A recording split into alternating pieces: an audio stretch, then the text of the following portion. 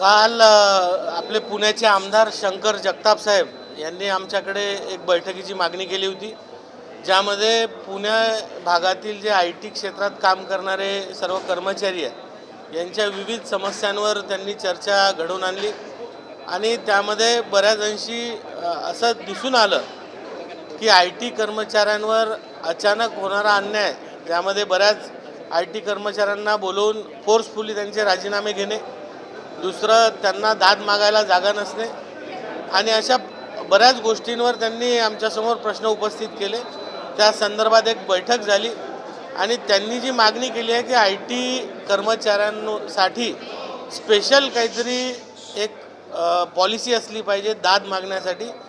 तर त्याबद्दल आम्ही एक अभ्यासगट स्थापन केला आहे, ज्या माध्यमातून ITचे जे कर्मचारी आहेत यांना जो त्रास होतो, त्यांचे फोर्सफुली राजीनामे घेतले जातात आणि इतरही गोष्टी आहेत आणि त्यांनी दाद कुठे मागावी, त्यांचे पगार कसे असावे, त्यांचे नोकरीचे नियमन कसे असावे याबद्दल स्वतंत्र कायदा नाही आहे। तर याबद्दल काही पॉलिसी असली पाहिजे का, यासाठी आम्ही स्वतंत्र बचत गट आता करतो आहे। हे फक्त IT कंपन्यांच्याच बाबतीत आहे का? कारण का हे फक्त एक प्रकरण समोर आले ITच्या निमित्तानं, असं अनेक कंपन्यांमध्ये किंवा इतर काही गोष्टी अशा समोर आल्या नाही। मध्यंतरी आपण पाहिलं असेल तर काही न्यूज आल्या होत्या की मोठ्या मोठ्या IT कंपनीजमधनं फोर्सफुली राजीनामे घेतले गेले। त्यामुळे हा प्रश्न, ही बैठक फक्त IT कंपनीजबद्दल होती आणि त्याबद्दल हा अभ्यासगट काम करणार। मात्र गेल्या काही दिवसांपासून खरं तर वेगवेगळ्या कंपन्यांमधले वेगवेगळे प्रकार आहेत ते समोर येत आहेत। धर्मांतसारखं प्रकरण नाशिकचं असेल, त्यानंतरून आता पुण्यातलं एक प्रकरण आलेलं आहे की ते प्रार्थना करण्यासाठी एक सभागृह तो वापरला जातो, तर त्या ठिकाणी वेगळ्या धर्मातल्या लोकांना पण प्रवेश मिळतात। त्यामुळे या सगळ्या संदर्भामध्ये तुम्ही कामगार मंत्री म्हणून कशा पद्धतीने या सगळ्या उपाययोजना? नाही, आपण म्हटलं ते एकदम खरोखर आहे।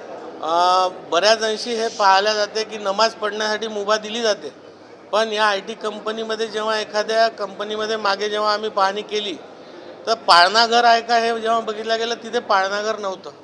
त्यामुळे तुम्ही नमाज पढण्यासाठी मुभा देता, बुरखा घालण्यासाठी मुभा देता आणि जे कायद्यामध्ये आहे की महिलांना पाळणाघराची सुविधा असली पाहिजे, फीडिंगसाठी सुविधा असली पाहिजे, तर ह्या गोष्टी तिथे उपलब्ध नाही आहेत।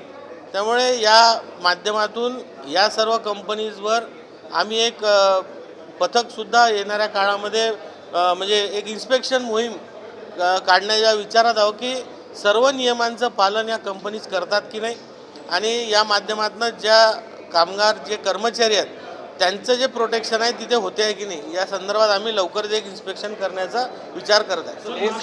कंपनीने आहे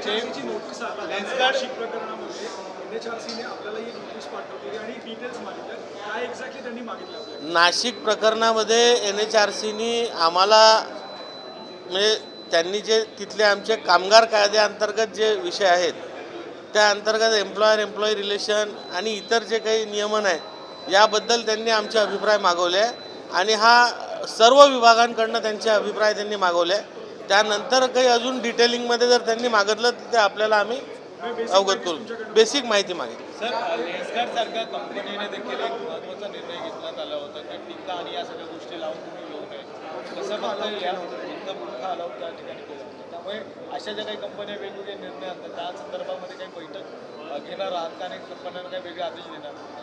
नाही, आता हा प्रश्न आत्ताच समोर आला आहे, निश्चित याच्यावर आम्ही लक्ष घालू, पण असं जर कोणी करत असेल तर याच्यावर आम्ही निश्चित कारवाई करू। आतापर्यंत झालेली नाही आणि फॉर्म भरले गेले, 64,000 फॉर्म भरले गेलेले, मात्र त्याच्यात बोर्ड सिक्युरिटी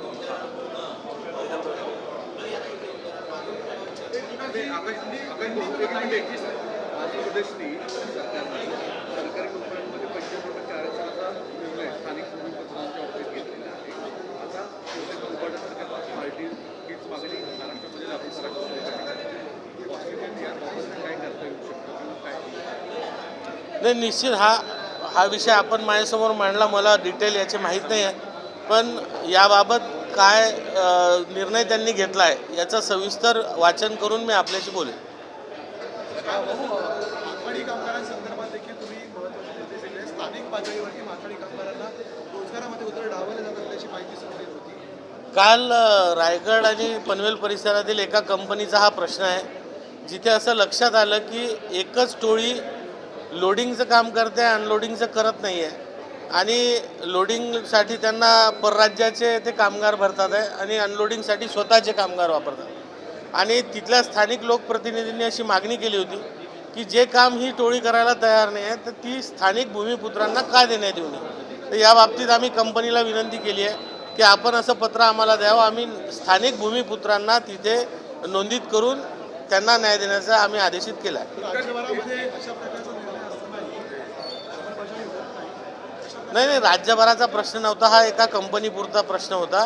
राज्यभरामध्ये आपण जर पाहिलं तर मॅक्झिमम स्थानिक भूमिपुत्रांनाच या माध्यमातून काम मिळत असते. फुटकर जी, जिस तरीके से बुरके वाली घटना लेंसकार्ट में आई, फिर उसके बाद अभी नासिक के बाद नासिक में जो घटना आई, जिस तरीके से पुणे में आई, ये जो कॉर्पोरेट स्तर पर इस तरीके की चीज़ें हो रही हैं, तो उसको लेकर राज्य सरकार और कामगार विभाग किस तरीके से देख रहा है?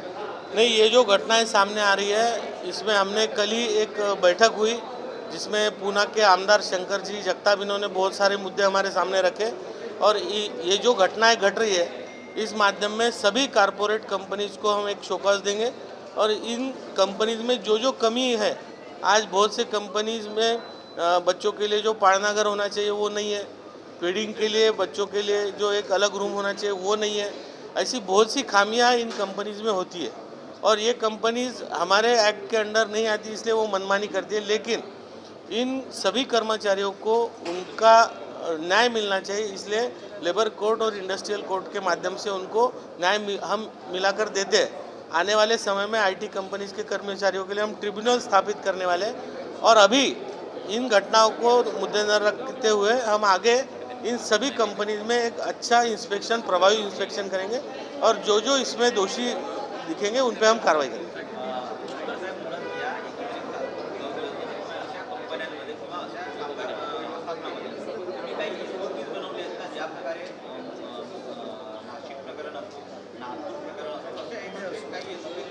मी आपल्याला पहिलेच सांगितलं की आय टी कंपनीज ह्या कंपनीज ॲक्ट अंडर रजिस्टर होत असतात, त्यामुळे त्या फॅक्टरीज ॲक्ट असेल, लेबर कायदे त्यांना लागू होत नाही.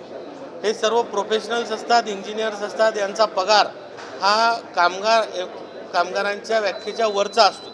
त्यामुळे हे आमच्या अंतर्गत येत नाही. तरीसुद्धा यांच्यावर जेव्हा अन्याय होतो तेव्हा लेबर कोर्ट, इंडस्ट्रियल कोर्टाच्या माध्यमातून यांना दाद दिल्या जात असते, यांना न्याय मिळवून दिला जात असतो. पण आता ज्या काही घटना समोर येतात आहे ह्या समोर ठेवून निश्चित येणाऱ्या काळात ह्या घटना घडू नये. आय टी एम्प्लॉईजच्या ज्या काही समस्या असतील ह्या दूर करण्याच्या दृष्टीने त्यांना फोर्सफुली जे अचानक कंपनीतून काढल्या जाते ह्या दृष्टीने एक अभ्यास गट आम्ही स्थापन केला. त्याचा अहवाल आल्यानंतर त्यावर आम्ही निश्चित कारवाई करू. बोर्ड सिक्युरिटीच्या भरतीबद्दल काय बोलायचं? बोर्ड सिक्युरिटीची भरती आहे अजून झालेली नाही, सुरक्षा फॉर्म भरले गेले, काय बोलायचं? सुरक्षा रक्षक बोर्डाचा जी भरती होते ही खऱ्या अर्थानं अशी होते की पहिले आम्हाला ऑक्युपायर जो असतो तो आम्हाला मागणी देतो. ती मागणी दिल्यानंतर त्या मागणीचा विचार करून त्यात काही जागा ॲडिशनल सरप्लस ठेवून की जर कोणी भरतीला आलं नाही, कोणी स्वतःहून तिथे जॉईन झालं नाही तर ॲडिशनल जो वेटिंग असतो तो तिथे जॉईन होईल असा एक पूल तयार करण्यात येतो आणि त्यानंतर भरती घेण्यात येते. मागच्या काळात ज्या भरत्या झाल्या त्या चुकीने म्हणा किंवा अधिकाऱ्यांच्या चुकीने असो किंवा चुकीच्या आदेशांमुळे त्या झाल्या. त्यामुळे आता ती वेटिंग जोपर्यंत संपत नाही तोपर्यंत नवीन भरती आम्ही करणार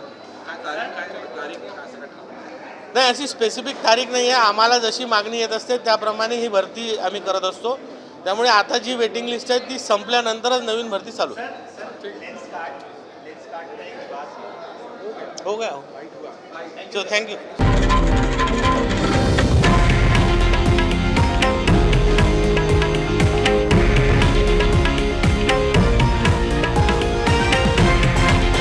हे आहे देशातील नंबर 1 न्यूज नेटवर्क आणि आपण पाहत आहात TV9 मराठी, एकमेव.